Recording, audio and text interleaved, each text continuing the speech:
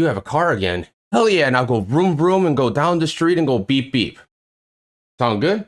All right. All right, tonight, on the final hour, we have Pickpocket James. And I lost my coins. You know where he went, James? I don't, but after our conversation, I'll have a lovely selection for you to choose from. Oh, okay.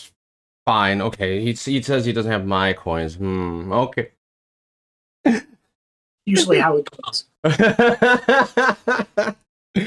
And you were referred by Kino, if I remember correctly. Yes. And she's awesome.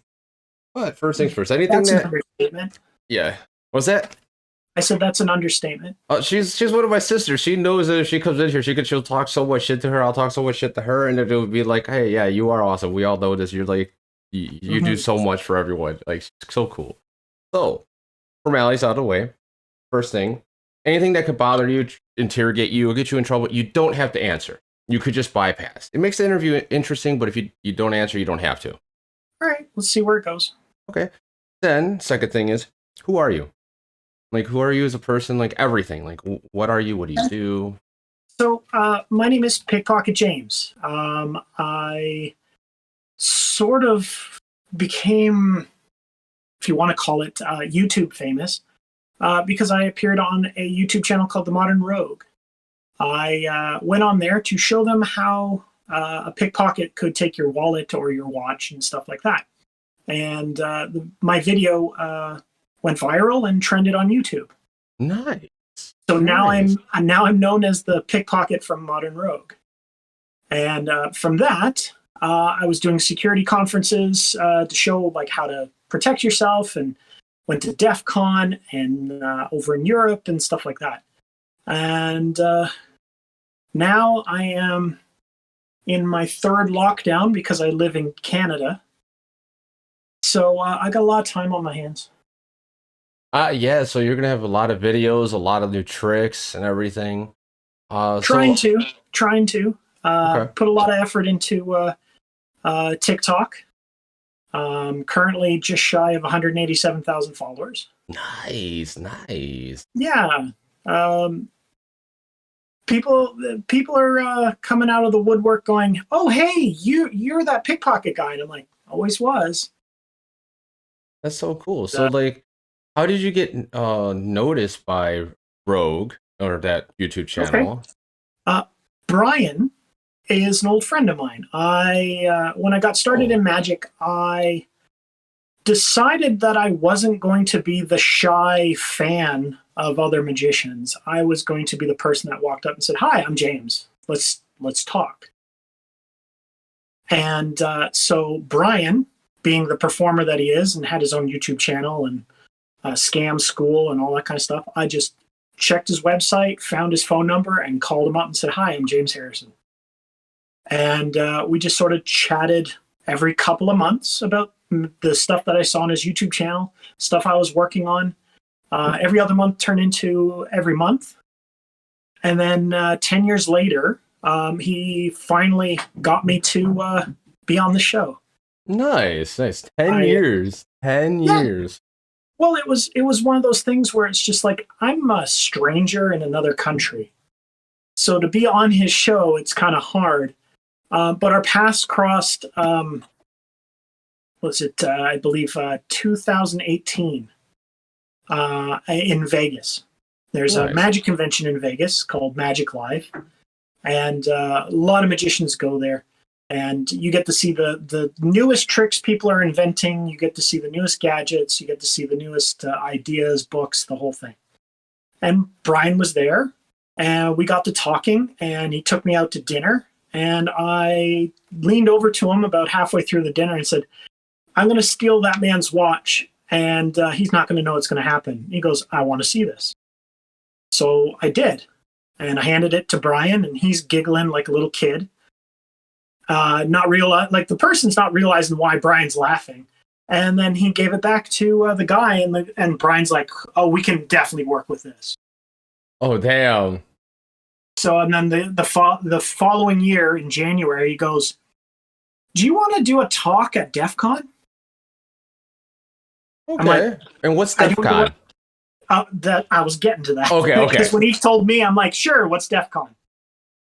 DEF CON is the world's largest hackers convention. Ooh. This was spread over 4 or 5 hotels. The numbers reached up into the 40,000. The majority of them are people that are huge fans of the movie Hackers, and look, I unlocked my iPhone, like I jailbroke it and stuff like that. But the hardcore ones are the ones that are doing security penetration testing. That's when you would hire people to try and test the security of your company or of your bank. Watchdogs. And see how far they can go. Watchdogs. Exactly. Now, he said, I have a village in DEF CON. I'm working with a company called Four Suits. Big shout out to Four Suits. They're awesome people out there. And they said, we would love for you to do a talk on pickpocketing. And I'm like, well, let me know if they go for it, and we'll talk then. A month later goes by, and he goes, okay, you're booked. And I'm like, awesome. What does it pay? He goes, right, you need to get paid. And he went through the steps of explaining how this sort of works, especially when you've got no name, no one knows who you are, no one knows what you really can do. You go in and you make money on the back end. So you don't get paid up front. You go in, you get your spot, and then you have to do back of room sales. Okay. So Brian goes, I want you to make a little video that shows people how to pickpockets and a little booklet that they can buy with it. I'm like, okay, all right, sure. I made 100 books and 50 videos just because I wasn't sure. I sold out on the second day. And it was, yeah. Apparently, my talk was the buzz of the convention. They had a workshop limited to 50 people. They had 350 people sign up. And so we were only going to do one workshop. It turned out we did 3. So apparently I'm very wanted in the security circles, but not in a bad way. I get it. They want to know how you do all this stuff so they could prevent it, what to look for when they're watching security cameras, and I'm just assuming. No, you're absolutely right. Because you can only go the human error is where security usually fails. You can do as much testing on your computers and your firmware and all that kind of stuff, make it unhackable. But if you get a guy like me who can borrow your ID card or your phone that has all that information on it, and I go hand it to my guys, then there's that problem. So my job, well, before COVID, my job was going to show people how this works so they can understand, maybe not stop it, but at least understand the signs that it happened sooner than you thought. Okay. And then I got flown out after DEF CON. I got flown out to Texas to be on Brian's YouTube channel. Nice. Yeah, so I showed how to do a couple magic tricks, and then we did the big piece for the Modern Rogue, which was how pickpockets steal watches and how pickpockets steal wallets.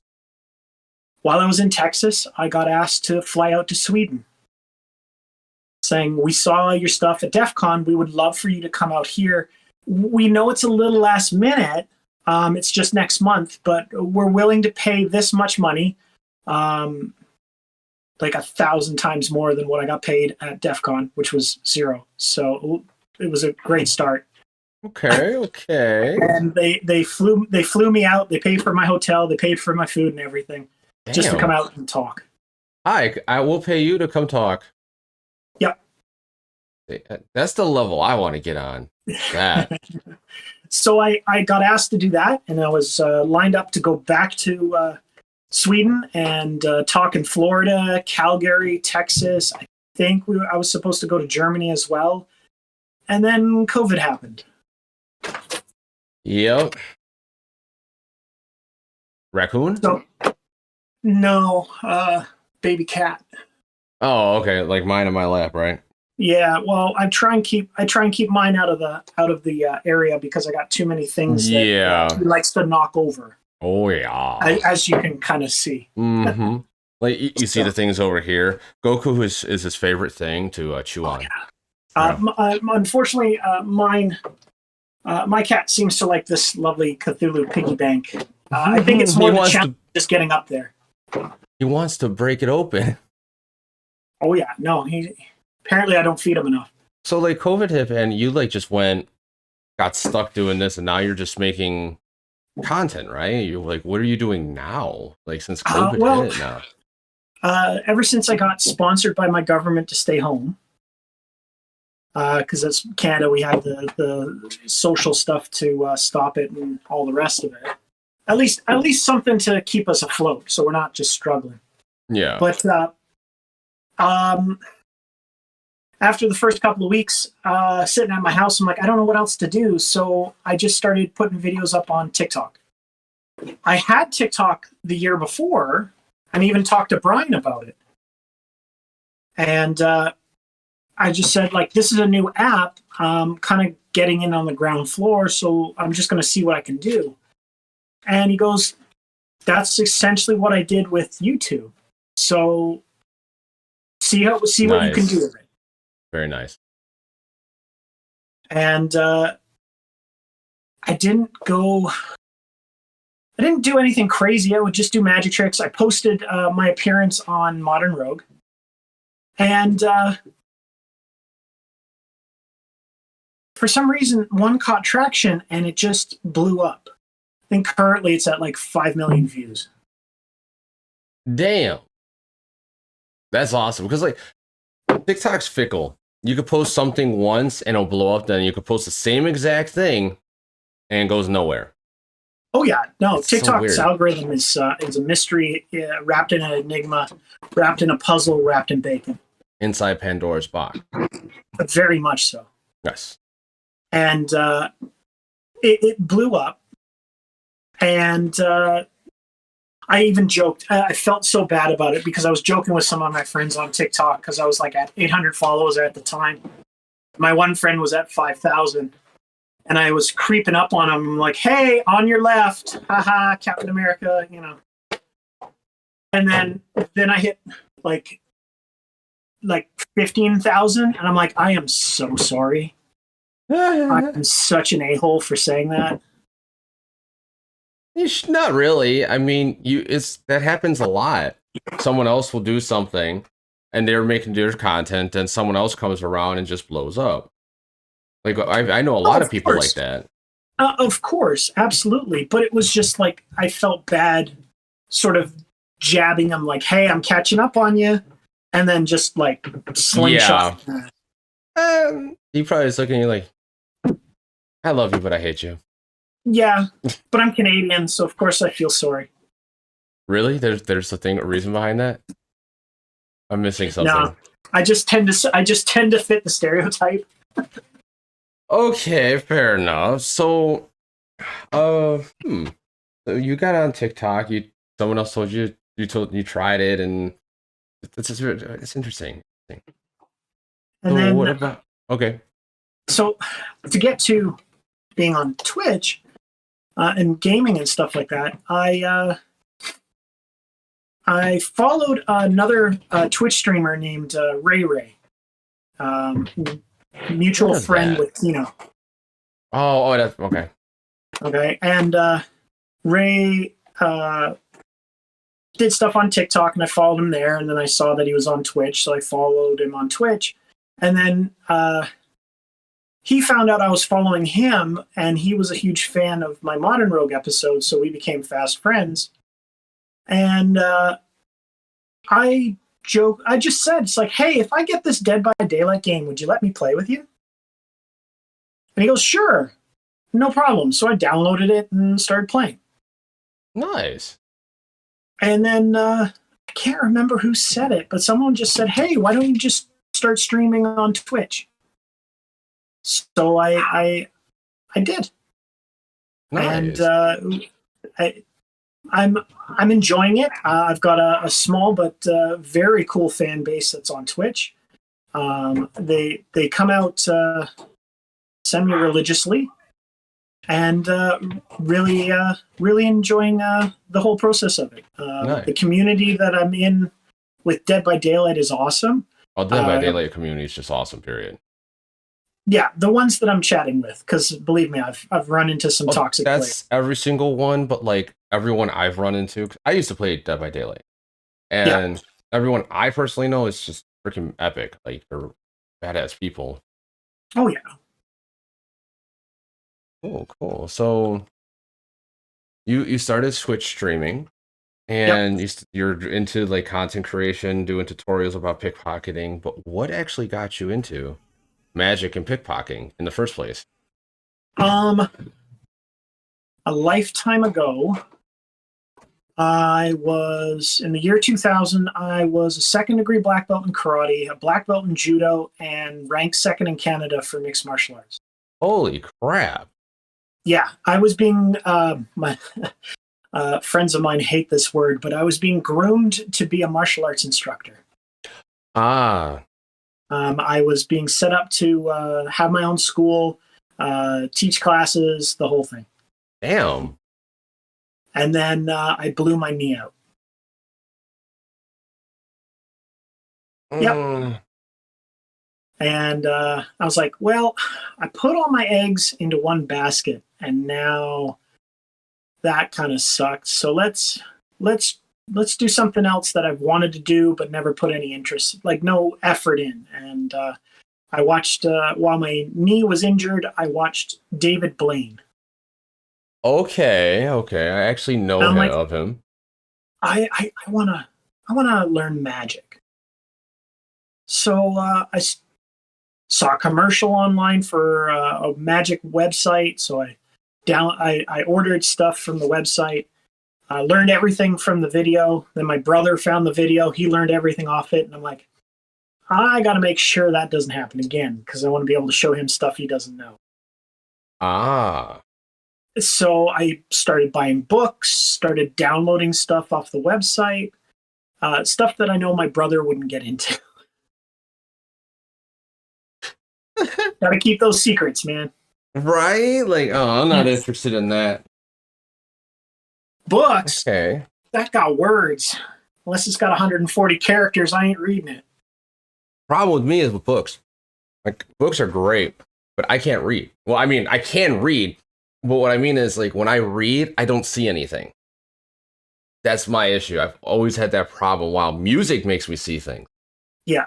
But visuals, no. It's weird. Well, I found out late in life that I have mild dyslexia.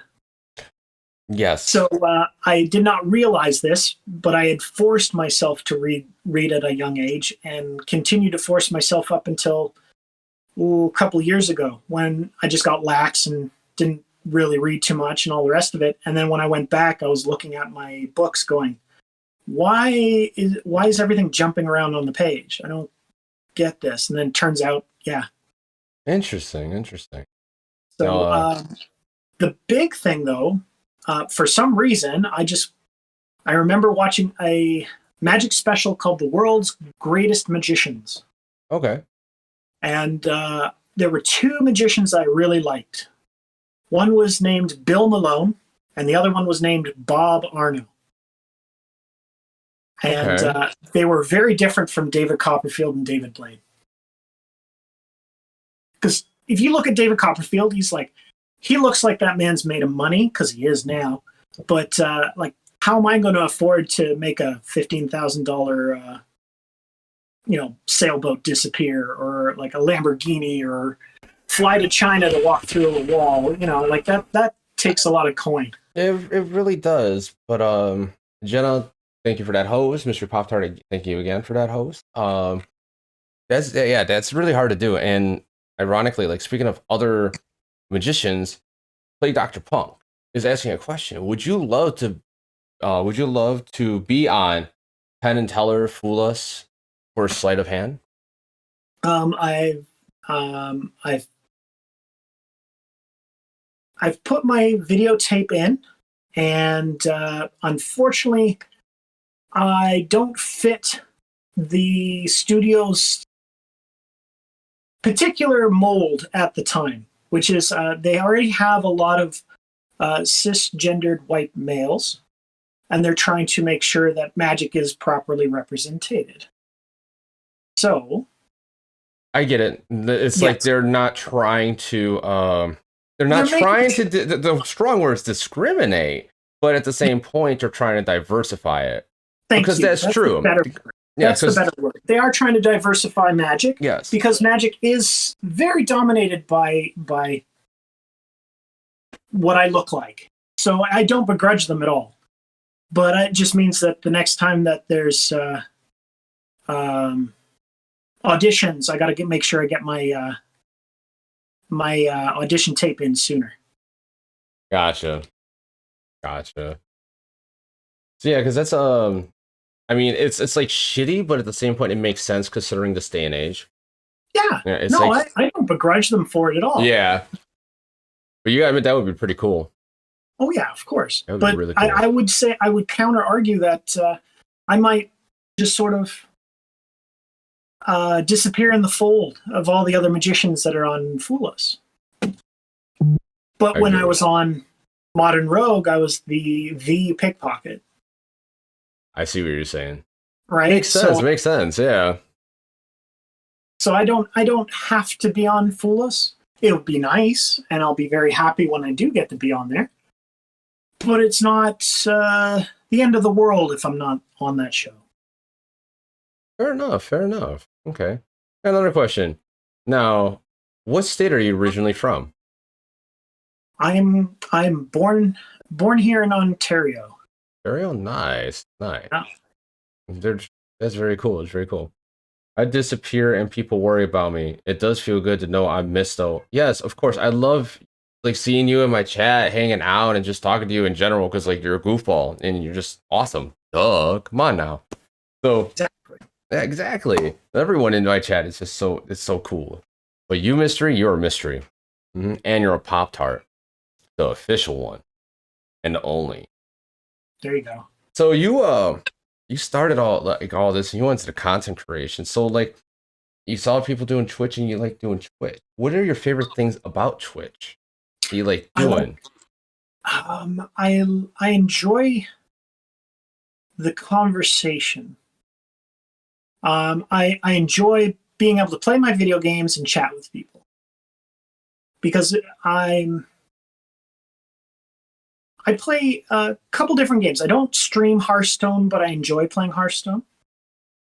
That being said, if I did stream it, I had more people to chat with while I'm playing, I would probably play it for longer because I need that social aspect of it. Hearthstone and card games in general? Ooh. Yeah. Like if I have to sit there for longer than 40 minutes, I'm done. I will walk away and find 15 other things to do because my attention, as much as I enjoy it, I can't grind these games. That being said, Dead by Daylight, I get to interact with my audience. I get to go on Discords and say, hey, I'm playing, let's hang out and all this kind of stuff. My usual guest star is someone named Zombie Outlaw, and she keeps me in my place on a regular basis. She's very good at the game and also likes to make sure that I don't forget certain things. I'll just leave it at that. Okay. Because that could happen a lot, right? I mean, wait, who are you? I will tend to forget my builds sometimes on Dead by Daylight. I'll be like, oh yeah, I forgot an offering. Never mind. Yeah, that happens. Yeah. I've been there in games. It's like trying to play an RPG when you haven't played it in a while. Yes. Yeah, it's like, wait, where do I go? Where was I? What was I doing? Shit. It's like when you do that, you're starting a book without a bookmark. You're going back to the book without a bookmark. You're like, where was I? Yeah. Oh, I already know this part. You flip 20 more pages. No, I don't know this part. You just like trying to right. I go back in between. Like, oh wait, there it is. There we go. Let's go. So, do you have any kids? I do. I have a mini me. She's 10 years old. Nice. So, how well have you tricked her? I tend to minimize showing her tricks because I don't want her sick of it. I still want her to enjoy it. That being said, when she was before school, she had no problems reaching into other people's pockets. Let's just say that. She had lifted more than one earring. That's kind of scary. She was a cuddler. So she would go in for hugs, and then if you had something shiny, she would take it. The one thing that you could be really good at, but can't really use in normal day life. Well, I do. It's just finding unique ways of making sure I don't get penalized for it. Because I don't like a forced roommate. Let's put it like that. Yeah. I get what you're saying. Forced roommate. Yeah. I get what you're saying. But I always preface, especially on TikTok, which is always hilarious because every time I'm on there, they always go, wait, are you showing us that you steal things for a living? And I'm like, yeah. I give it back, though. So, but they're like, for some reason, they just can't wrap their head around the fact that I do this and I don't go to jail. They have no clue, which is but it at least creates a conversation that allows me to interact more.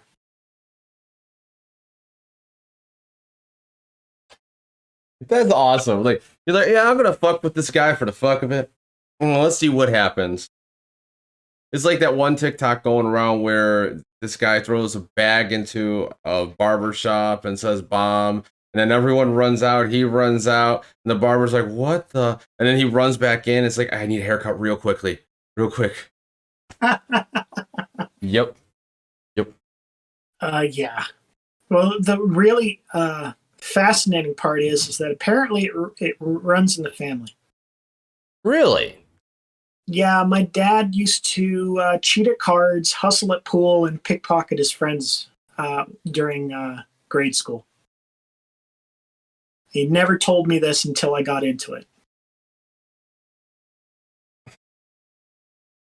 I see, like, my grandma and my dad. My grandma was great at what was it? Skeeving people and fudging numbers. My dad was just good at getting away and getting stuff out without people noticing. Right. I was actually decent at doing that too, but I'm like, I can't use this anywhere. I can't do this. Of course. So I trained myself a different way. Instead of like taking stuff, I trained myself to read people better. So when they're around me, I can kind of predict where they're going to go, what they're going to do next. Right. And it's very weird. And I'm pretty sure you can do that too with your ability. You kind of have to, because you got to predict or try to like persuade them to do something else, like they'll slide a hand or like just looking over here. Well, yeah, the whole misdirection thing's a bit of a misnomer. I'm not misdirecting you because there's a chance you might look in the wrong place. But if I direct your attention, then you're focused. Yes. And it's a lot easier to borrow things from you when you're focused. That is true, because you're focused on one thing. And yeah, you're not we like to think that we're multitaskers. We're really not. True. Very true. We will change from thing to thing very rapidly, but we really don't multitask. You do one thing and then you stop what that is to go and do the other thing. What I'm doing is taking advantage of that fact. Okay. And so if I ask you to do some simple instruction on a magic trick, and I'll position your hands where they absolutely need to be for this to work, Yep. Then as the trick finishes and I hand you back your cell phone, I've succeeded. Like, hey, you got a text. Exactly. And so, well, when someone picks your pocket, you always want to call somebody. Really? Well, that's when I hand their cell phone back. Now that's good. That's good. So, like, what's been like your biggest project or like pickpocket job that you tried doing and it just either hit like shit hit the fan or you successfully did it? The weird one is that in the beginning, I was trying to steal everything that the book said you could steal. And what I mean by book and steal, borrow is a better word because I always gave it back. Yeah. But there are books on magician pickpocketing, and they had all these different items, not just wallets and cell phones and watches, but belts, ties, cufflinks, necklaces, earrings. And I would try all of them. Shit. I've successfully stolen, I would say about 10 belts. I got caught one time because I didn't notice that his phone was clipped to it because it was under his jacket. And that just took a big laugh.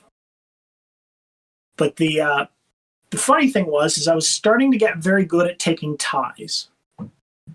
And I was performing at a restaurant, and they were having like a big business company dinner. Okay. And I got the big wig to come up, and I was doing a trick with him, and I had borrowed his watch without him knowing. But I was like, you know what? I'm going to try and take this guy's tie just for the hell of it. Okay. And it nodded because he had a different style of tie on it. Because the normal one, you loop it around and away you go, but you just have to slide the one piece off for it to come off. Yeah. As long as you keep them misdirected long enough, you can do it. I've done it a lot. But this particular knot I was not familiar with, so when I tried to undo it, it cinched itself. So it essentially turned into a noose around this poor man's neck. And he undid it quickly because he was turning red, and everyone got a good laugh at it. I'm embarrassed. And I said, well, I'm really sorry. I didn't mean to choke you, sir. That being said, here's your watch back. Thank you very much. And everyone bought it. Wait. Sorry, sir. I did choke you. I mean, it wasn't on purpose, but here's your watch. I mean, yeah. The funny thing is that I got called by him 3 months later to do a Christmas party, and he reminded me, going, "Do you remember me? You took my tie." And in my back of my head, I'm like, I really did. You didn't take your tie. But I'm not going to correct you right now. Like, I tried to take his tie, but it did not come untied. Exactly. That would have been one of the sort of pseudo failures. One of the other ones, and just so you understand, for about 10, 12 years, I was performing at restaurants doing magic. At my height, I was doing 6 restaurants a week. Damn. You do 2 hours a night, 30 to 40 tables an hour, 2 hours every night. So you get good quick. Yeah. Because just out of repetition. And I went on automatic pilot one night. And I did this whole thing, and I borrowed this lady's watch, put it in my pocket, and I stepped away. Uh-oh. She realized that I had her watch. But instead of thinking that I'm the house magician, he's going to come back and give it to me, she calls me over and says, "You forgot to give me my watch back." I'm like, "Oh, I'm sorry." And I started reaching in my pockets, pulling out other things, like her watch, a wallet, a cell phone, some keys, like to make a joke of it. Saying, this is what I do here. And she took her watch back, and then she called the manager. And she told the manager that she was not happy about this. You should tell him not to do that because I don't think he intended to give that watch back to me. I'd worked at that place for 8 years. So my manager goes, I'm fairly certain it was just a mistake, ma'am. All the while my manager is going to bat for me, I'm at another table. And I borrow this lady's watch and then give it back to her, and she blows up. The whole restaurant can hear her going, that is the most amazing thing I've ever seen in my life. I cannot believe you took my watch without me knowing. Am I allowed to tip you? While this lady is trying to get me fired. And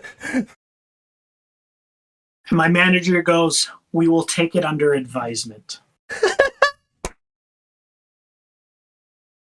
Damn, that's a good story. I like that one. Yeah. I like that one. That was actually really good. So, like,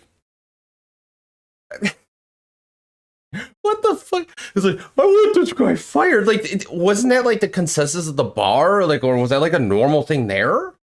Yeah, I've been working there for like 8 years, once a week, every Tuesday. So they were new to the restaurant, obviously, because they didn't know I existed.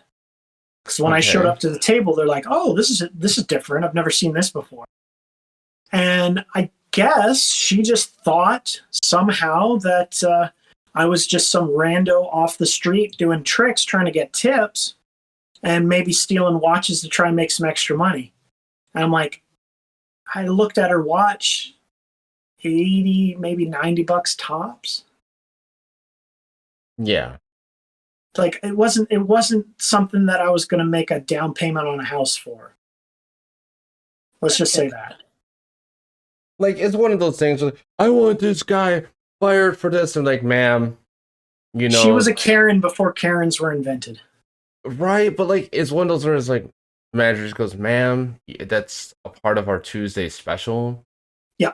You are getting entertainment for free. Yes. We have signs at the front door. Obviously, you didn't read them.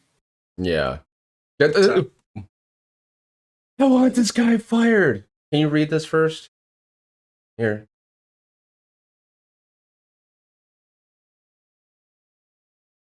Read right there. Oh, okay. I still want him fired. And some people are like that. It's like, oh my god. I think it was the fact that she actually was fooled. I think it was the actual fact that somehow she attributed being fooled by a magician as to being looked foolish. Fair enough. And who was that? Ditch the Split. Thank you for that follow. Welcome to the show, and please enjoy. And ask a question if you got one. So you got her good. The next one wanted to tip you. How much did that one tip you? She gave me $20. Nice. Not the largest amount I've been tipped for giving someone stuff back, I'll tell you. It's like they bought it back. Yeah. Did you hold a ransom? Well, I am over 6 feet tall and over 200 pounds, so perhaps they just thought I wouldn't give it back. Silent intimidation was done well.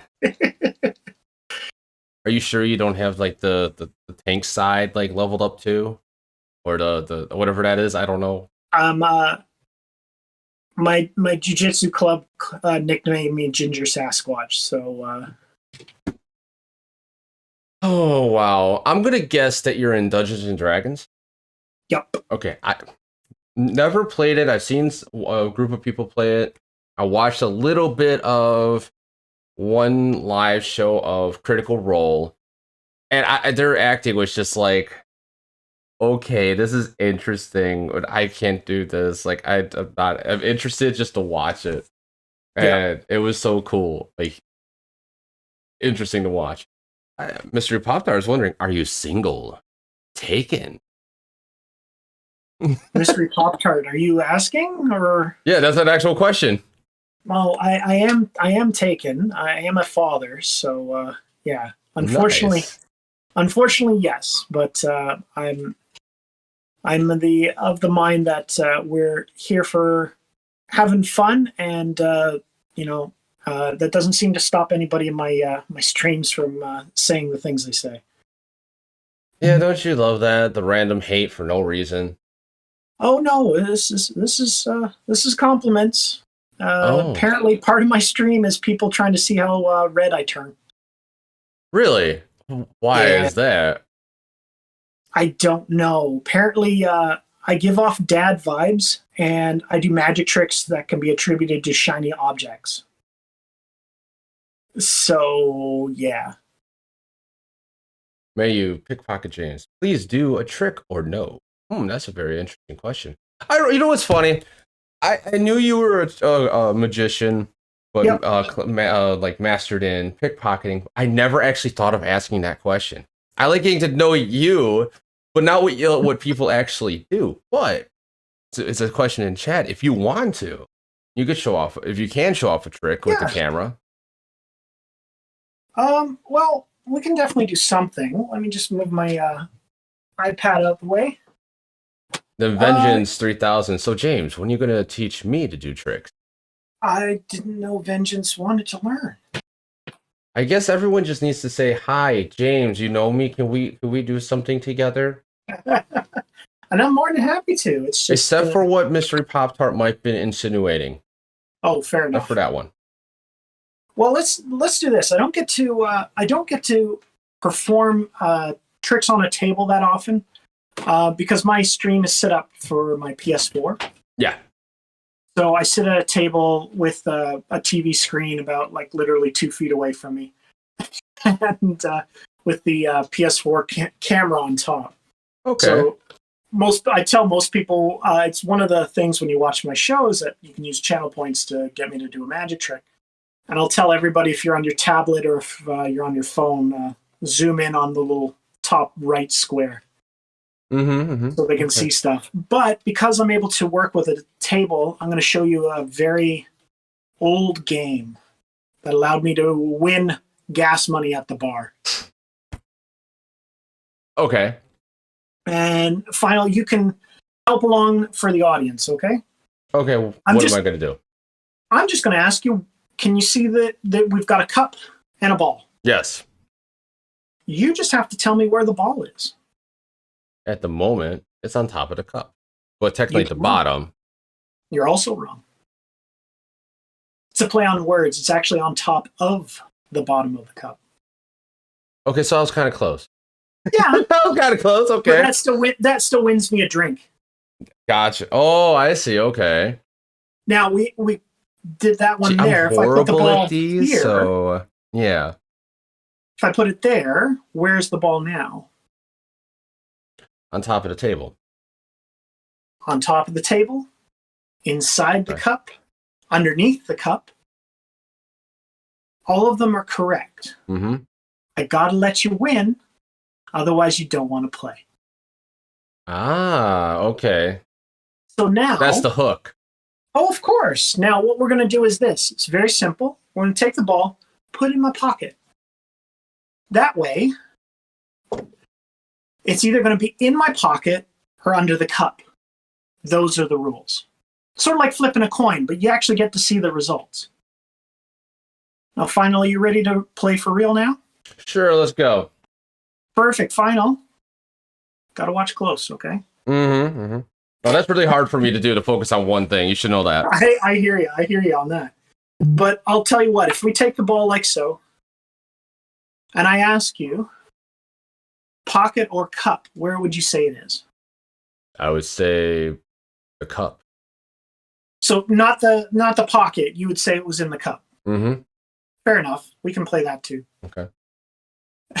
It's kind of frustrating. That was smooth. It gets frustrating because if I can take the ball, we can put it in the cup. But then if I show you it's actually in my pocket, it gets kind of frustrating.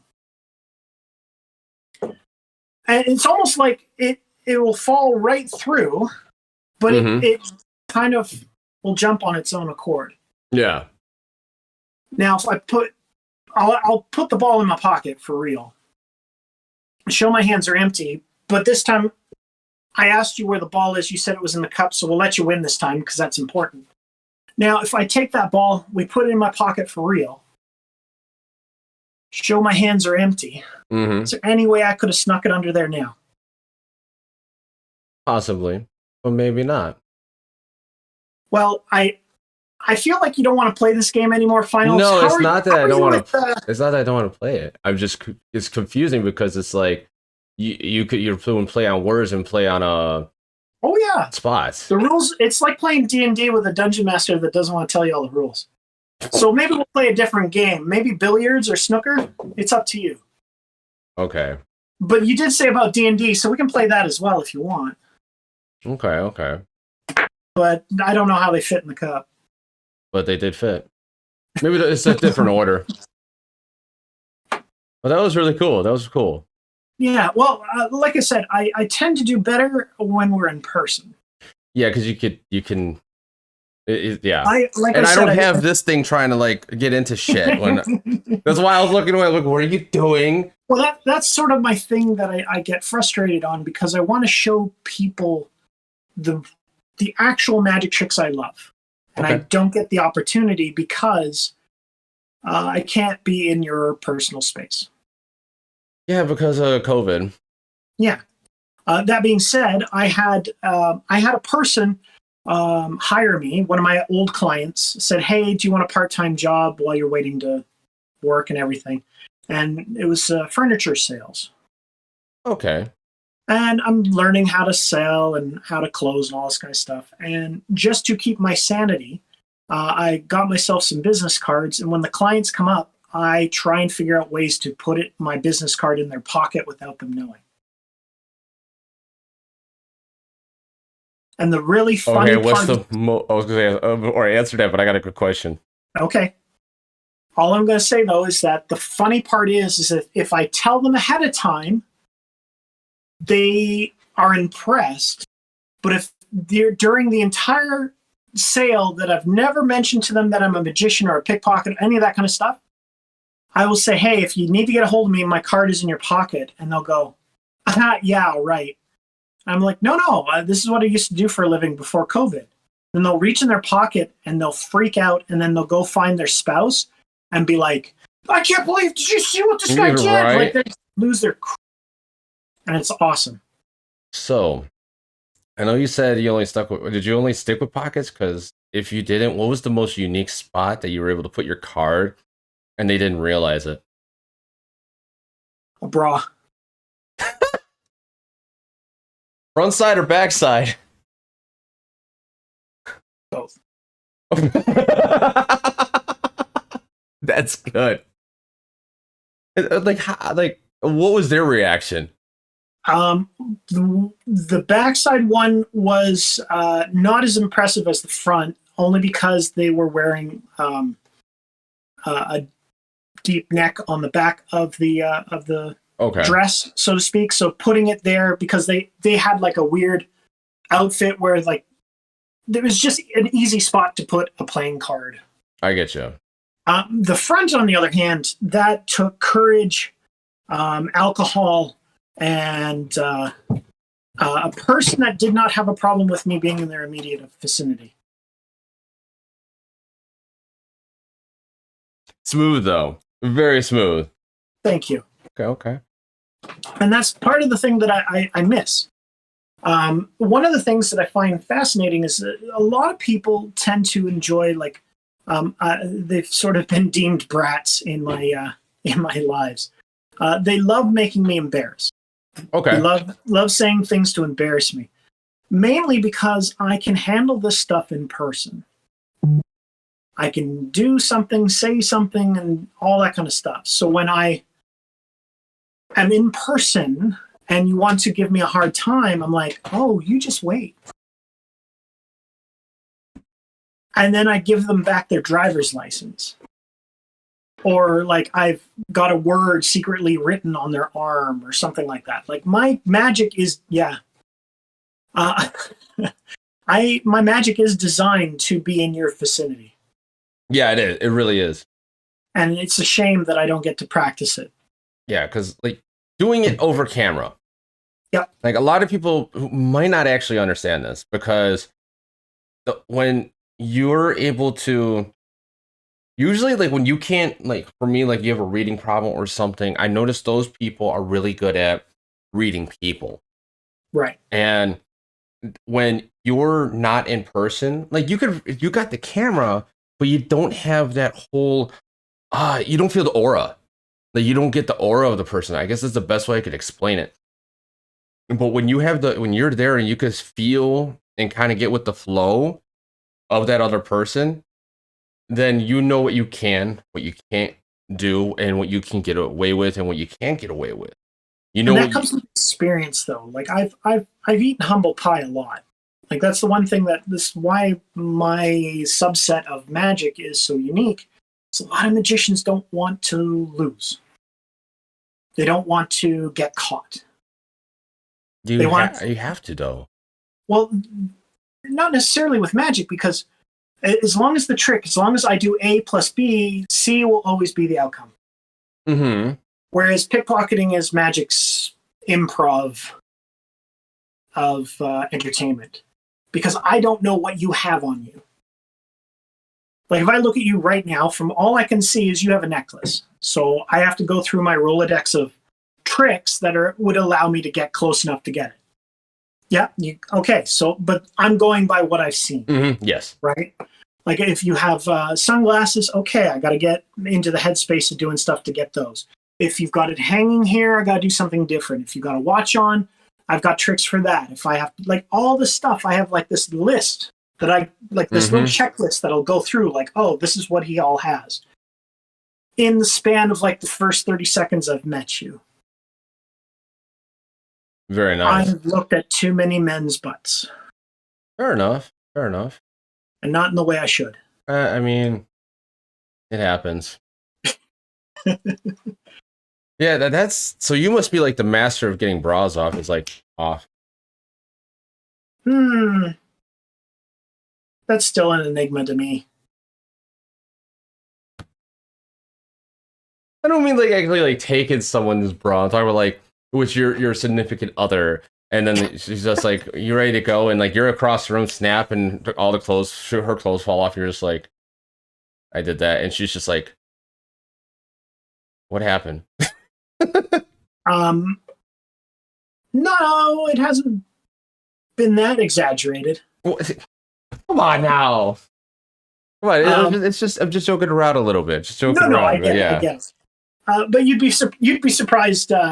You'd be surprised how often people are like, "Oh my god, you could like reach in, you could take this person's bra or underwear," and I'm like, consent is huge. Underwear special though. Yeah, you're not wrong. I actually have a TikTok that shows me doing that as a joke. Because someone was like, can you steal someone's socks or underwear? And there's a magic trick that makes it look like you take their underwear. Okay. Have you ever had someone piss you off when you're like walking down the street or on a train, public transportation, whatever it may be? Just a random person piss you off. Okay. Have you ever done something sleight of hand to just mess with them? Regrettably, no. And I'll tell you. Regrettably, no? Okay. I've had people get angry or upset, and I realize I am not in performance mode. So when I'm not in performance mode, I'm wearing what I call my armor. So I've got my tie on, I've got my vest, I've got my like outfit, the whole nine, looking like a magician. Like the ADD mindset of like, hey, if I take my shoes off once I get home, I'm done working.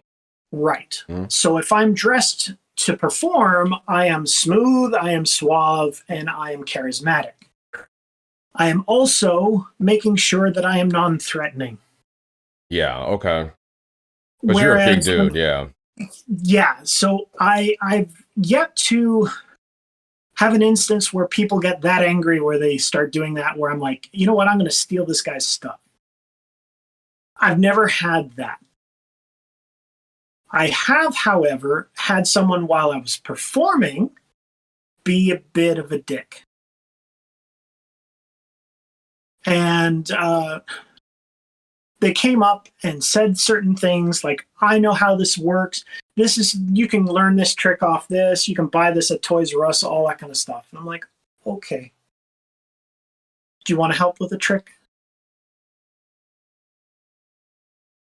Okay. I actually had one person I was hired to perform in a person's house. It was a private party, and he invited all his work friends with him and stuff like that.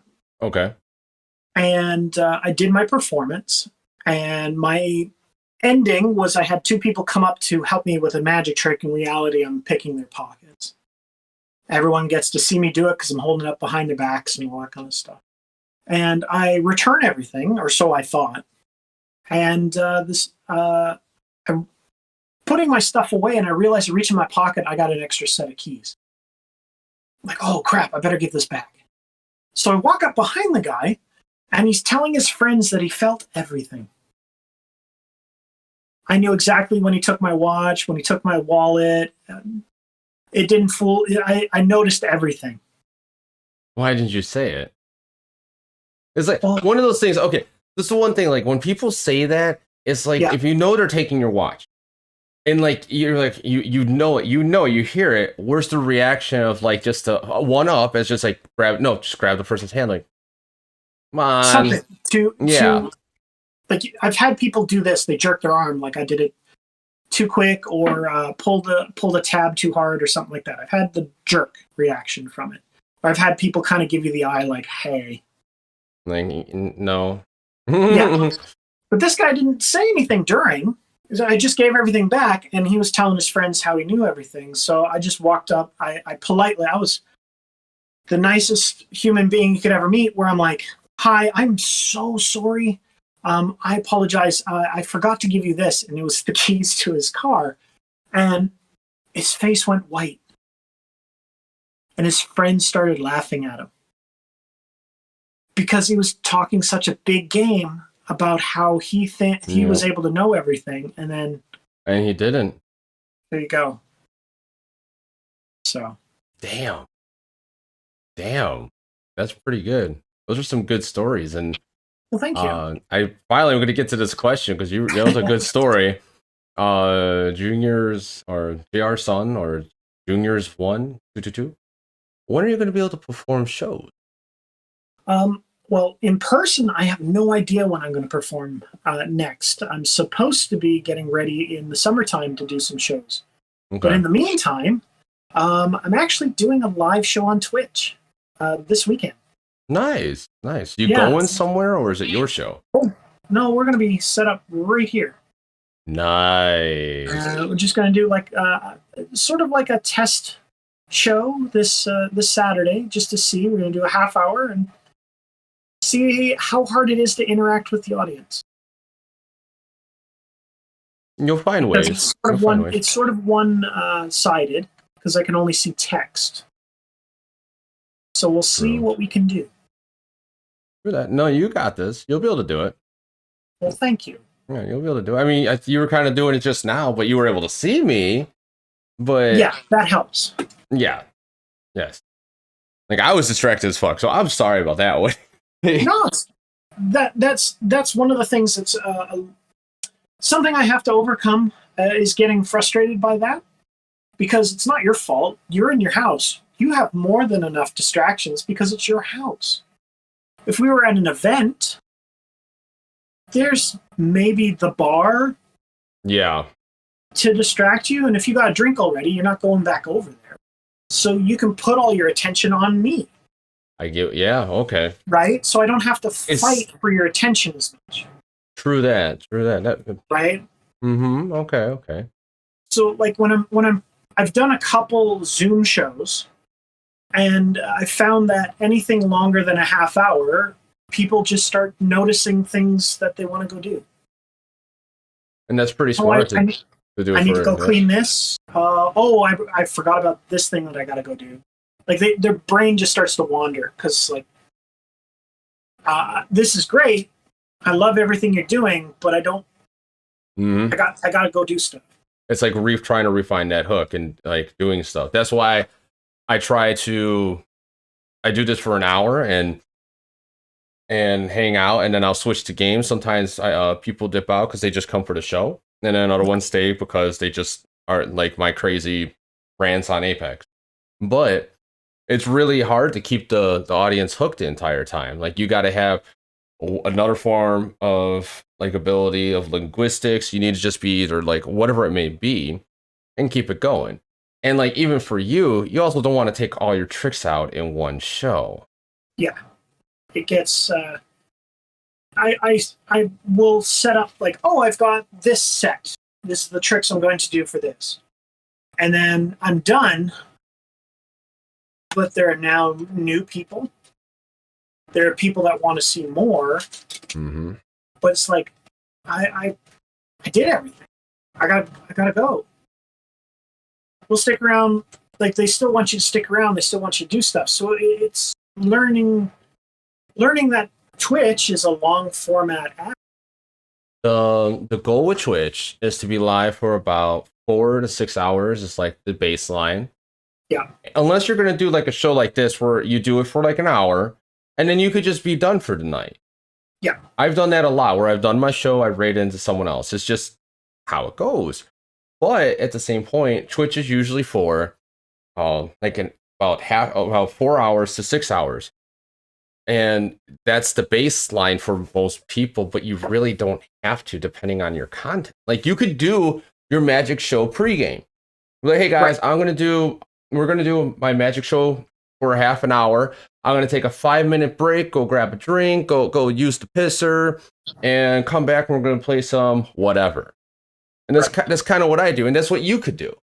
And then maybe you could do like a special little closing magic trick to keep people in for like, oh, is he still on? Like, when's he gonna do it? Did he do it? And like you could do stuff like little things like that, but that it's hard. It really is hard to grab an audience and get them. And then what's even harder is just getting people to see and want to come check you out from other platforms. Right. Well, for a while, that's what I was using the lives on TikTok. I would have a deck of cards with a playing card written on it saying, I'm on Twitch, come see me. This is my handle. But I found that I was going live too often.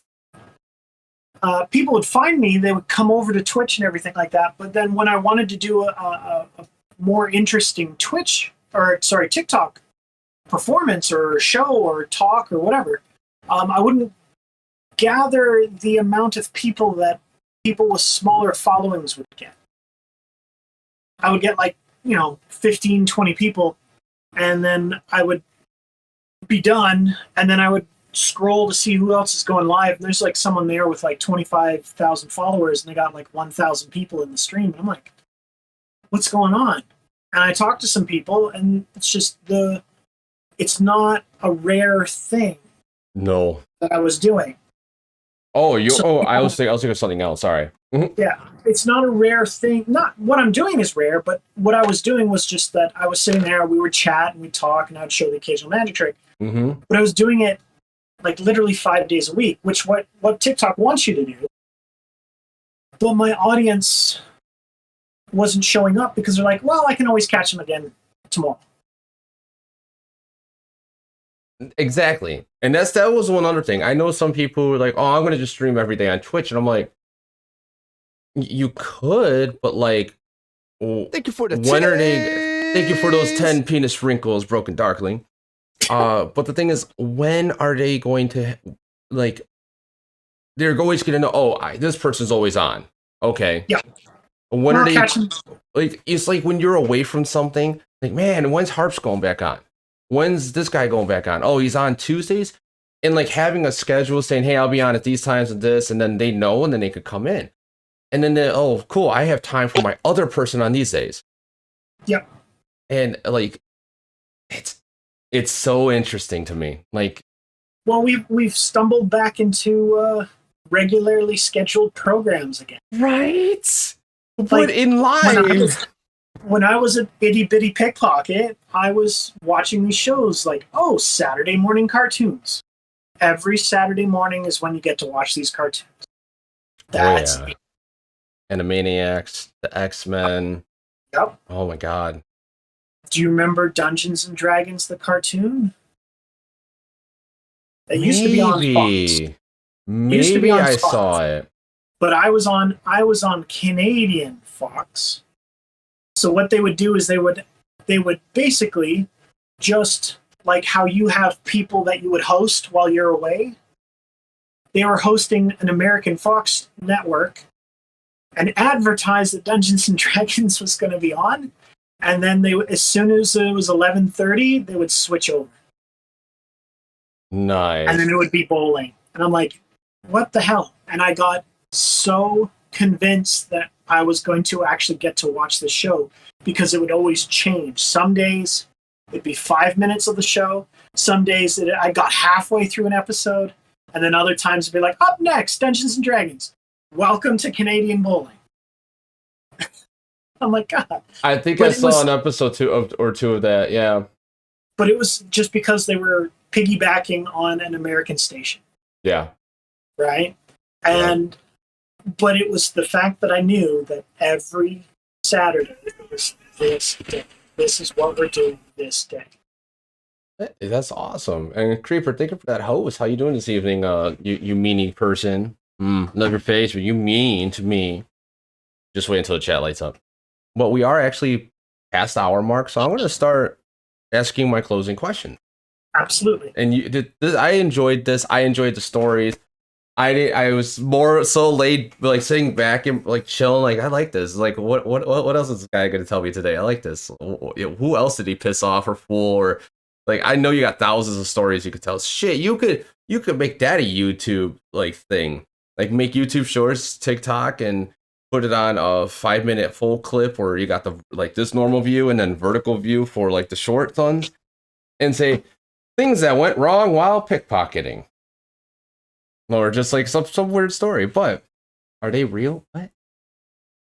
Are those books? I don't think the books behind him are real. I think that's a cloth. Okay. The ones on his right and left are. These ones are real.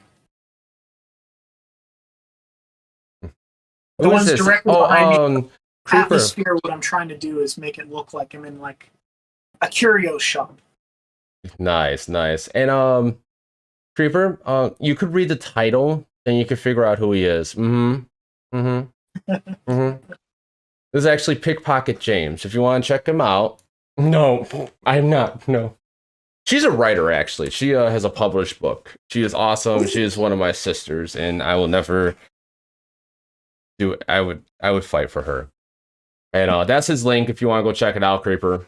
But let me get with the first question. I'm allowed to asking questions. We're at the closing part. You're late. Anyway, first one is there anything you want to talk about really quickly that we didn't get to talk about, or a question I didn't get to ask you that you thought I would ask? You asked a lot of questions that I'm happy to have answered. Just that I'm trying to do a live show this Saturday. That'd be about the only thing sort of to push. What time? 9 p.m. Eastern Standard Time this Saturday. Okay. If you DM me like on Discord, like the link, sure. I'll pop in because Saturday evenings I'm usually just playing Apex anyway. All right, cool. Okay, so definitely I can maybe share it to some other people that I know that would stop by. Get some people in there. Creeper can definitely pop by and watch the show. Yeah, but the thing is, she'll be so much nicer to you than me. Yeah, that's the point. Yeah. Oh, damn. You just said that's the point. Fuck. Damn. So, I asked a lot of questions, just like you want to know the... I have problem in brain dyslexia with words when they're trying to come out. Which mouth? But yeah, I'll definitely everyone check him. Oh, what is your Twitch? It's PickPocketJames. I tried to stick with my brandings. Okay, perfect. Because when I saw your name on Discord, I was looking for PickPocketJames, and I was like, no, those names don't sound like they go together. No, I did that as a joke in Kino's Discord. Because someone else came in with the big dick energy. Oh, so okay. I thought it'd be funny and put big trick energy, which is actually a magic show now. So I didn't realize that, so I'm going to have to change that now. Damn. Yeah, and it got really embarrassing because I had one person say, you should change your name to Pickpocket Daddy, and I'm like... I mean, my name in my Discord is Daddy Harps from Creeper. Yeah, but just opens up a lot of can of worms. It's some of the people I chat with. So is this going to be... It's PickPocketJames, PickPocketJames on Twitch? Okay. On Twitch, on TikTok, and every other social media app you can find. Really, Plagu? Really? I mean, Harps, you are the daddy. Can you argue? Even the cat said no. What the hell? No. Anyway, okay. Do you have any stories about fire? Stories about fire? Yeah. Do you have a limitation of context? It could be anything, just nothing racist, derogatory in terms, and you're good. Which I can't even see you saying. Like you just. I meant in context of like in regular life, in a performance. Anywhere. Okay. Whatever you think would be the most interesting to tell. Okay. I got tipped money even after I singed the eyebrows off someone. That's a really good one. I like that. It was such a good trick. You did that. Hell yeah. I do a magic trick where I love stories. I know a lot of magicians that do commercial magic. They do card tricks. They do mind reading and stuff like that. Mm-hmm. Of course, I decided to become a full-time magician doing pickpocket magic and odd, weird things that look like I should be a corner store in Indiana Jones. And I like that. Thank you. And it fits. It actually fits. So one of the tricks I like doing is a trick with books. I tell a story about how when I was younger, I would get scared very easily reading certain books. Just if it got too creepy, I couldn't read it. So I would rip a page, put it back on the shelf. And then I went back to the book the next day, opened the book, and the page is back. This is the story I would tell. All the while, I've asked this person, hey, I have 3 books. Could you take one? One's Goosebumps. Another one is The Tales of H.P. Lovecraft. And the really scary book from my collegiate days, The Politics of Politics. Huh.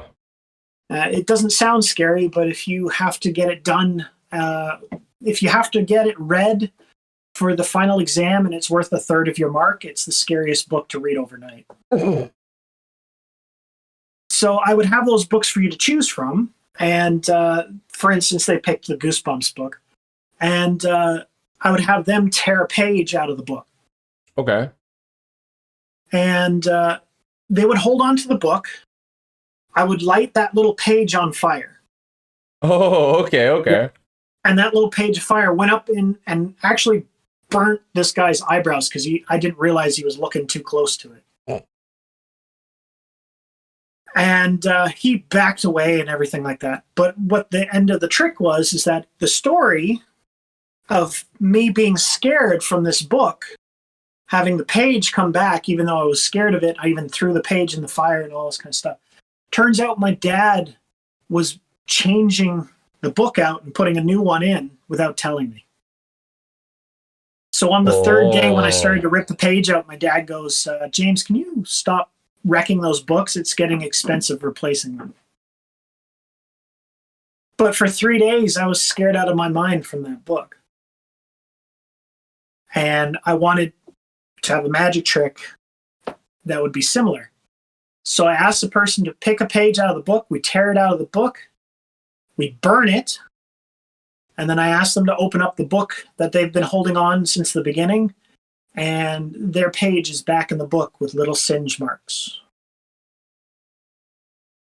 And said, now you have a story to tell your friends and an artifact of said story. Well, this guy was so excited about the story and everything, he tipped me saying, this was an amazing show. Thank you so much. And I even gave you a little extra. All the while, I'm looking at this man with no eyebrows. And he doesn't know. No one's telling him. I'm like, thank you very much, sir. You have a pleasant day. And I got in my car as quickly as possible. Oh my god. Nice. Okay. So, what about an interesting fact about yourself that no one knows? Oh, okay. Usually I tell people that I'm a martial artist. I always seems to throw people off.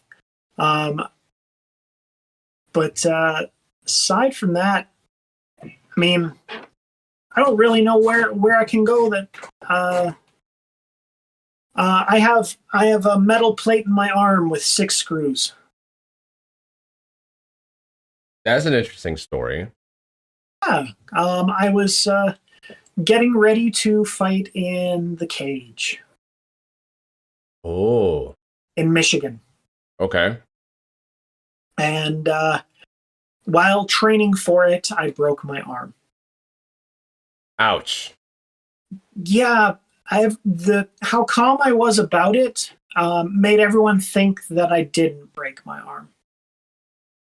Everyone was trying to tell me, you're fine.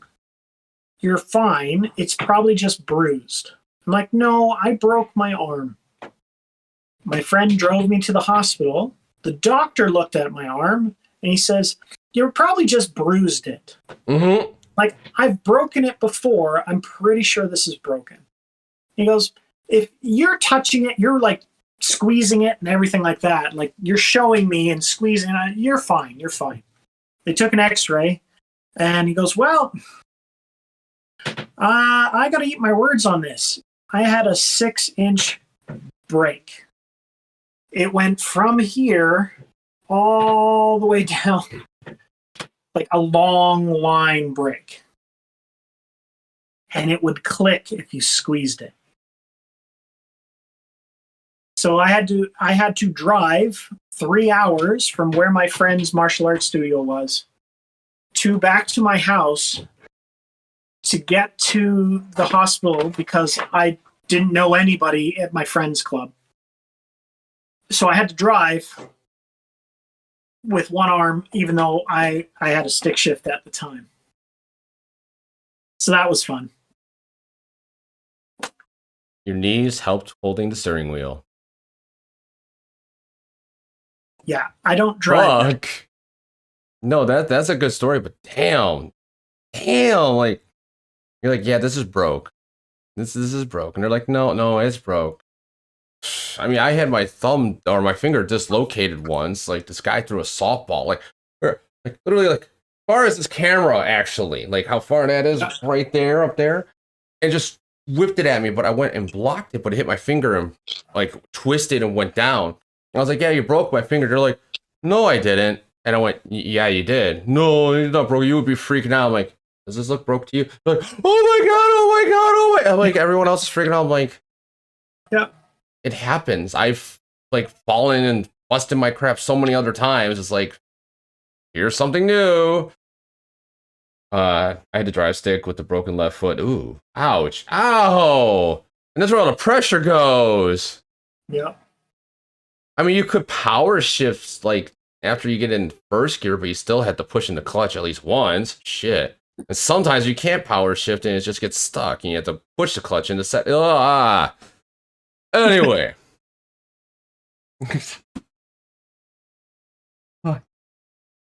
Now, I know you're on a different field, but I always ask us, do you have any questions for myself and Blood Vixen? Blood Vixen is my wife. I don't know if you know her. I don't. I've probably seen the name, but probably not met in person, or so to speak. Yeah, she's on in the OC community as well. Okay. So I'll send her your link later.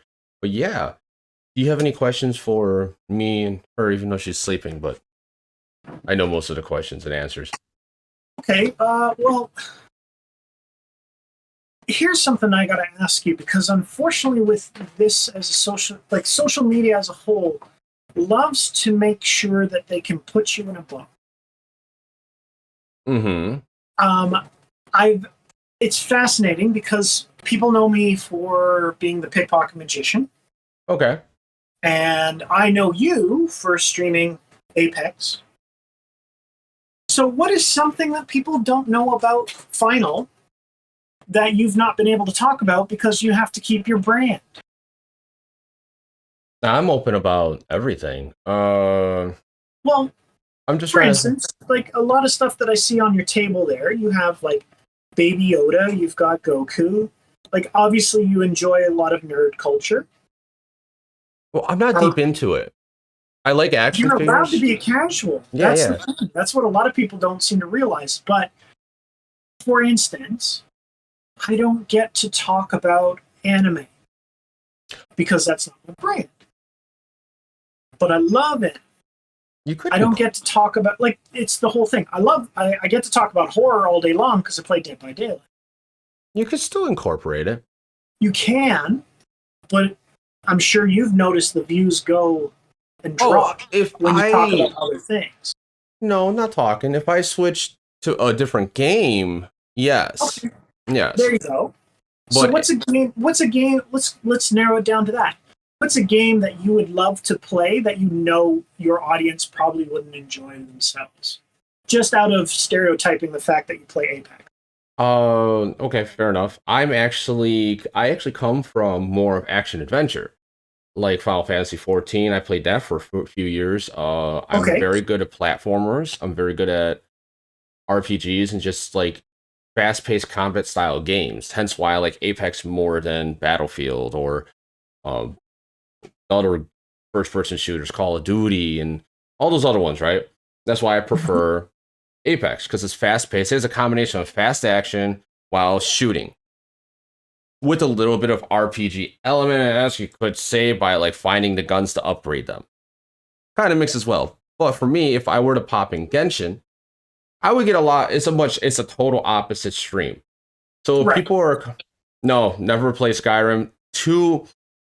Skyrim's good, but it's too slow. Excuse me. It's one of the main reasons why I stopped playing Final Fantasy 14. The game is built extremely well. It's a very well designed game, but the issue I have with it is just very slow.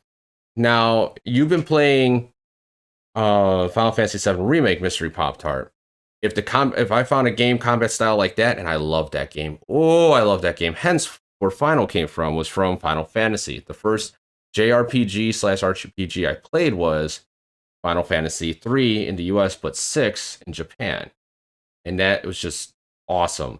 But if they made a game fast-paced combat style like Final Fantasy VII Remake and it was an MMO, I might have to make a shift for at least twice a day, or like once, or maybe like once a week doing that game. And it would just be my guilty pleasure where I'm just chilling playing. Not really like all serious and like all going in and like how I am with Apex, because Apex, my goal is to become one of the top ranked people, but it takes a lot of practice and you got to play it a lot. Hence why I'm always on it. But that would be my guilty pleasure, is playing that. Even Genshin, but Genshin's too grindy and there's no real end game and it's like meh. But it's good.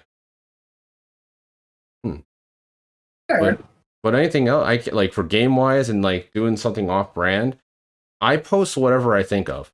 Like if you go to my YouTube channel, you'll notice I'll have guides for TikTok. I'll have the final hour. I'll have gaming stuff on there, some gaming guides, everything, because that's just who I am. I even have mailman stories, which I haven't had too many of.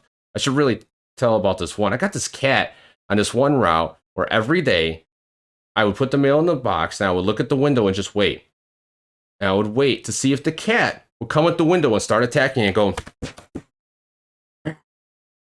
like a dog. Right. Yes. And like I should make that a mailman story, but that's how I am. I do anything. I even have done pictures of the sky, which I need to start back up because I just been, my brain's everywhere. I have ADD, so it's everywhere.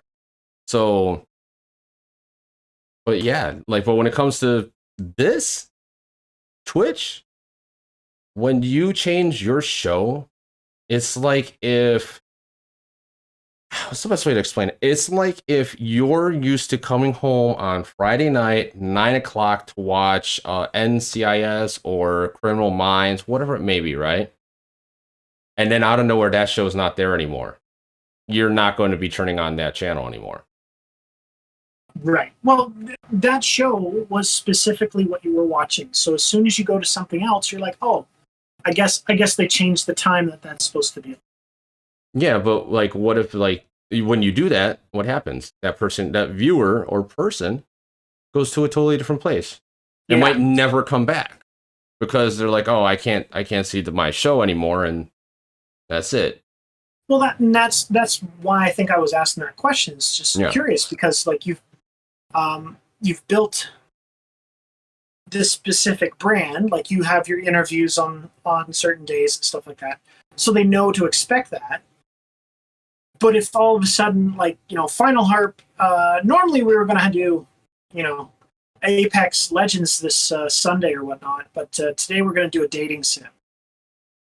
I've been doing this KFC dating sim for the past 3 months. I think you guys are really going to like it. You know what I mean? Like, it's something that it sucks that you don't get to share what people don't perceive as you. No, that does make sense. But there's a loophole in Twitch. For example, I have my set days Tuesday through Friday. Like I always stream, and like Tuesdays and Thursdays are the final hour. Sometimes I'll stay streaming after doing the final hour. Sometimes I won't, depending on like how I feel, because some days I just can't handle it, or it's just a little too much. And I actually want to share the love and raid someone I actually know sometimes. Because a lot of people, by the time I'm done streaming, the audience would not meld. And I like rating people who have the same kind of vibe, or other people kind of know them already, but don't, as in like just a spread. But the loophole behind doing the difference is doing it on an off day. Like Sunday. Like Sunday is my, like, I always have that day off. I could literally just pop in an RPG, be in voice chat with like everyone else, and play whatever I want. And I could start to stream. There would be some fun times, but I like, as much as I want to get partnered on here, that's one of my goals, is to get partnered on here. I'm happy with like the people that are in here. We got 13 people in here. It's been fluctuating between 10 and 13 the whole night, and it's amazing. All these, like, everyone here coming and hanging out. They've been enjoying the show, listening to your stories and just listening to the show. And I love that. I mean, I don't care if, like, even if there was only 3 people in here, just one person, I still would do it. Yeah. Now, getting up there and getting, yes, you are my bit whore. You mean, you gave me 106,105. That's a lot of titties there. And you should have said, I'm your titty whore. Yeah, he's my titty whore. But point being, I would still do it. And just having the stream up, if whoever wants to come by can come by. It won't hurt. Like, if you're going for like core audience and core numbers, it's not going to hurt that. It's just going to be a whatever extra thing for extra content. That's really, it's crazy, like how life is becoming when you're a content creator. It's so weird. So weird. Well, it almost gets to the point where you start hanging out with other content creators only because they start to understand what it is. Because from the outside looking in, everyone just assumes like, oh, so easy. You just slap up a video, it's fine. And you're just getting paid to play video games. once they put in the first month and they say they're doing really like a lot of hours streaming, that's when they realize this ain't easy. It's another job. What's crazy, it is a job, but you love the job. You love doing it. And the crazy thing is when you're trying to like do finances, like my goal, like I was actually tempted to put on my stream like little like goal markers, like monthly goal to be able to quit my job. A certain amount of subs and a certain amount of this, and see if like somehow that would work. And yes, social networking is not easy, especially when okay, let me go to a story because we're way past time. I don't care. I'm gonna go into a quick story. I had a Facebook, I had a MySpace, but I was horrible at socializing, networking with people. Horrible at it. I one-on-one, 2 people, yes, but anything more is really hard for me to focus and concentrate and actually enjoy myself because I'm just like I'm a one-on-one person. Like if I'm in chat, it's fine, but with people's places, because I read off of people. I get that energy. If I don't have that like that proper reader in person, it destroys me. I'm not good. So like connecting with people back then, and when I started this, lost no clue what to do. I would just go stream and then post random videos on YouTube. That was it. What I got known for was with doing OC cosplay with my wife, and then that's how I met Kino. That's how I met you. That's how I met everyone. And I started doing OC content with her, and just I grew from there. And I found out I love doing this. I love doing Apex. I see like I can actually do this because I actually ran a tournament organization called Low Kick Tournaments for a little bit and handed it over to someone else who just ran it to the ground. I don't really see much of it anymore, but it is what it is. What happened is I ran tournaments for fighting games. So I would play Street Fighter V and I competitively played it. But when a new character came out, you need to literally learn how the range of every single move was. The combination of each button and the frames in between, which is like so if I hit you with the 3 frame and it's 0 on block, and I hit you with the next move, it's a 6 frame attack. By the time it comes out and you do it frame like in session, it takes 6 frames to go from that first block move to the next one. You have the other opponent has options to either counter that, or it could be a frame trap where you can switch up the movement to make them think they could press something, but they can't. Okay. You need to learn that with every single fighter, and every single time when a new one comes out. I didn't have the time for that. Ran into Apex, realized I can actually do this because it's just me.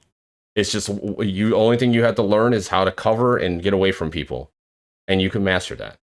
I don't know. It's just social media in general. Like doing all that. I hated social media. But then when I started getting on it and doing all this, I realized like this is actually really easy but hard at the same time. It is. It's very hard.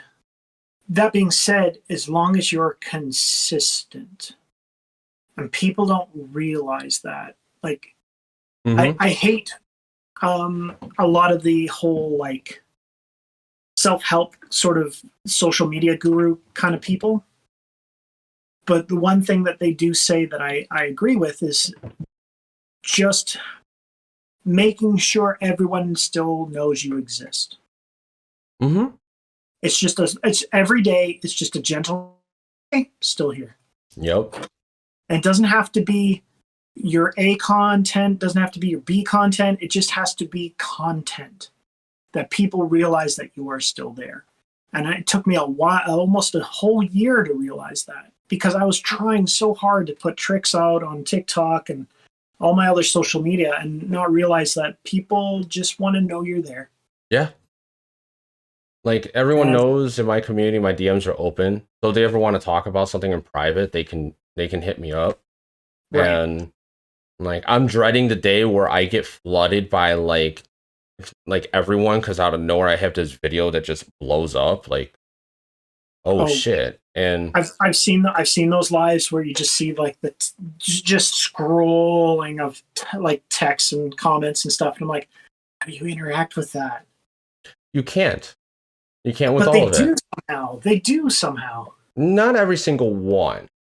Not every No, like no, okay. they have to pick and choose. Yeah, exactly. You pick and choose. You glance over. You find something. You look like a lot of like for me right now. I could see that who's like the channel. You can notice who's subbed, who's paid bits, and who are my moderators. Like Right. when you glance over, those are like when you're that high up. Those are your priority. You look at those and then you go, okay, what did they say? You glance, okay, nothing interesting, or that's very interesting, and then you go to the other ones. Like it happens all the time. Even Ghoul Bagel's channel.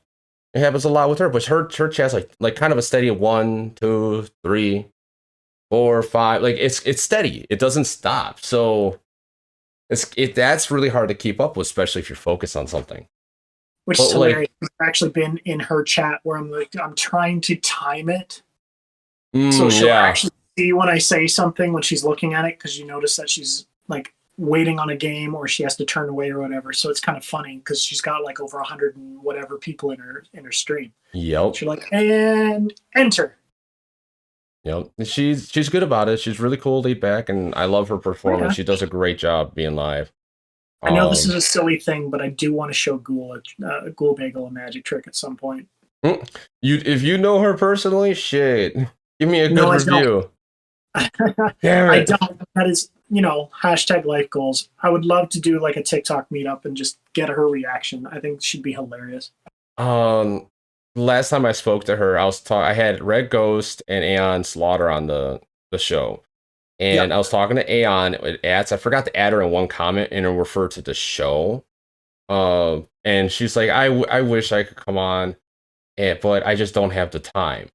And for me, I immediately said, oh, that wasn't at you. I'm sorry. I was just talking to Aeon, and I understand that completely. And what a lot of people don't understand is like her level, she gets flooded with text. She gets flooded with everything. And so I don't know if anyone knows this, but 90% of my Discord servers I'm in, I have on at only if it's mentioned for me, and I'll wake up with like 50 messages just from Discord. And I'm like, fuck. Not DMs, just normal messages of people typing and talking. I could not imagine her. So like I explained in that text basically saying like, you don't get back to me, that's understandable. Like it's not you don't want to. It's just you go through so much, you're like, I'm fucking done. And that goes back to that thing that we were talking about, where it's like, it's why content creators start hanging out with other content creators, because they understand the schedule. You understand that if I don't text you or message you in like a day or 2 days, and I'm bad for it, like I'm terrible. If I message you and I don't hear from you, like I'm old school, where like I messaged you like, it could just be a statement. It could be like a one-word thing. But for some reason, my brain's going, okay, well, respond that you got this. Because for some stupid reason, I don't think like, Messenger works. You know what I mean? I'm the same way. If I see a DM, I personally will leave that DM up on purpose in my Discord. Because like there's DMs, I was about to load it up and like kind of like show, but like, yeah, right now I just cleaned this out a little bit earlier ago. I got like 25 messages from random stuff. Right. But yeah, point being, like, I'll leave like a personal DM open where if it's depending on the question, just so I can like respond properly. But at the same point, there's other people I know that like they're always available. They have their phone on them or they're at work and they don't do shit. They literally just swipe the message and don't respond. And like the people who do that, like for me, are the ones that say they're there for everyone and then aren't, are the ones I can't stand. Like me, if everyone in here, I'm pretty sure, I guarantee everyone in chat, you can say that you have contacted me in Discord in any way. I have reached out to check up on you. All the people who've talked tonight, that I have reached out checking up on them. Yeah, and I responded. Like, I check up on everyone I know, especially if like they're in my chat for a while and they're in my Discord. I will sit there if it will pop in my head randomly one day. How's this guy doing? I'll grab my phone, stop literally what I'm doing because I don't care. I want to make sure they know that I thought about them. And I send a message. Even, hi, how are you doing? It's been a while. Even if there was bad fucking blood, I will still do that. Because that's just how I am. I look past things. Some people here know something that happened in my past and I talk a lot of shit, but they reach out to me and we talk things out, I would be fine. That's how I work. And just this is who I am. Live life, live past, and care about the people who care about you. I swear, I know Discord does it for a reason, but it's sort of why I like the iMessaging, because it'll show you that it's been delivered and that it's been seen. Discord does that? No, it doesn't. iMessage. Yeah. But I think I know why Discord doesn't do that, because people want that anonymity. They want to be able to like look at it, take their time, respond to it, all that kind of different stuff. But me, if I see that you've seen it and it was just a statement, I'm cool. I know you saw it. But on Discord, if I message you or throw something at you, my stupid anxiety-driven brain just goes, "Did you see it yet? Did you see it? Did I send it wrong? Did I say the wrong thing?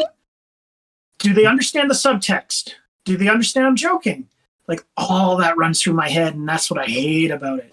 Because if I know you've seen it in the first 5 minutes, it's out of my brain. That's what I hate about social media.